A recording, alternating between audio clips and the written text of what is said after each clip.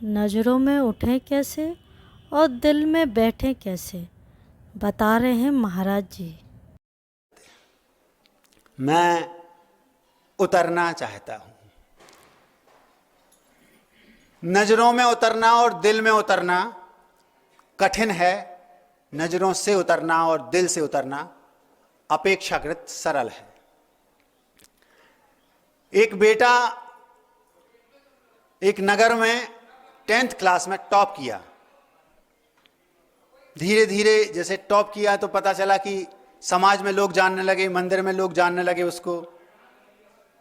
कुछ समय बाद 12th में भी वो टॉप किया। फिर वहाँ के जो कलेक्टर वगैरह थे उनने उसको सम्मानित किया, पुरस्कृत किया। कुछ समय बाद और पता चला कि उनके स्कूल में जो एनुअल फंक्शन होते हैं उसमें जितनी भी गतिविधियां होती थी उसने उसमें भी भाग लिया और सब में वो अव्वल।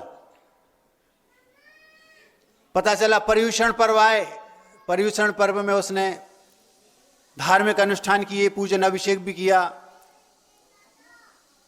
उपवास व्रत आदि भी किए और धीरे धीरे पूरे समाज की, पूरे घर की और पूरे नगर की लोगों की नजरों में वो एक अच्छा इंसान बन के ऊपर उठ गया। मतलब वो नजरों में उतर गया, नजरों से नहीं, दिल में उतर गया। अभी कल एक बिटिया आई थी शिवनी की, तो बताया कि 90+ थे उसके 12th में। तो वहाँ के जो कलेक्टर थे उन्हें सम्मानित किया। सारे महाराजों को अपनी वो फोटो बता रही थी और भी उसके बहुत सारे अच्छे अच्छे गुण थे।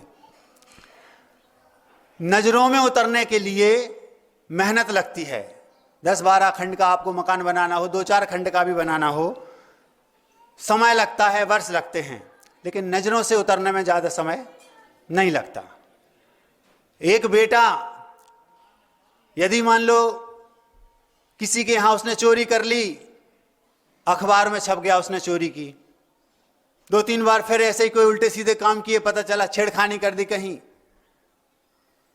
दूसरी बार ऐसा हो गया, 3-4-5-6 बार ऐसा होते होते वो एक दिन पूरे समाज की, पूरे नगर के लोगों की नजरों से उतर गया।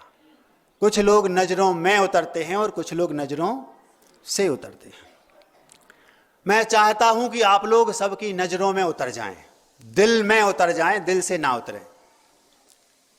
एक मंत्र आपको मैं देना चाहता हूं फ्री ऑफ कॉस्ट, उसकी कोई कीमत नहीं है।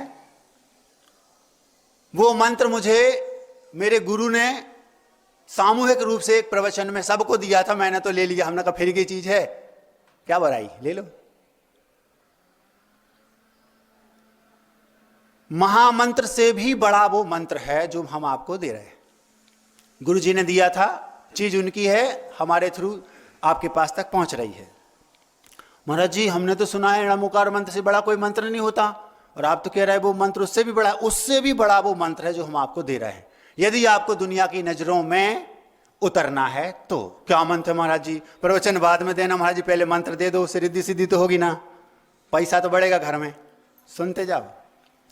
बहुत बड़ा पत्थर है णमुकार मंत्र, और मान लो वो हिल रहा है तो जो मंत्र हम आपको दे रहे हैं वो उस पत्थर को हिलने से रोकने के लिए एक छोटी सी चीप है, लेकिन वो बहुत बड़े पत्थर को भी हिलने से रोक सकती है, रोकती है। तो वो उस मंत्र से भी बड़ा हुआ ना। जो छोटी सी चीप एक बड़े पत्थर को हिलने से रोकने में मददगार हुई, वो उस मंत्र से भी बड़ी है। मतलब जो मंत्र हम आपके सामने रख रहे हैं वो मंत्र णमुकार मंत्र से भी बड़ा इसलिए कहलाएगा क्योंकि णमुकार मंत्र को पढ़ने की, माला फेरने की पात्रता उस मंत्र को पढ़ने के पहले आ नहीं सकती। और आप दुनिया की नजरों में उतर जाएंगे, दुनिया के दिल में उतर जाएंगे। वो कोई बहुत बड़ा मंत्र नहीं है, छोटा सा है। आप लोग उसको सुन तो कई बार चुके हैं, और बुंदेली में है, याद रखना। वो मंत्र बुंदेली में है, हुइये तो समझते हो? ये गुरुजी ने 4-5 साल पहले एक प्रवचन में दिया था। हुइये तो अभी शायद समझ में नहीं आया होगा, अभी आ जाता है। उसी के लिए हम यहां आए हैं, समझाने के लिए। किसी ने आपसे कुछ कहा आपने मुंह चढ़ा लिया, नाक चढ़ा ली, गुस्सा हो गए, लड़ दिए और पता नहीं कोर्ट कचहरी क्या क्या हो गए। अगर आप उस समय इस मंत्र का प्रयोग करते हुई तो यार क्या हुआ, लड़ाई झगड़ा समाप्त। ये गुरुजी ने उस दिन ये बोला था 50% से ज्यादा केस होंगे ही नहीं। क्या कहा?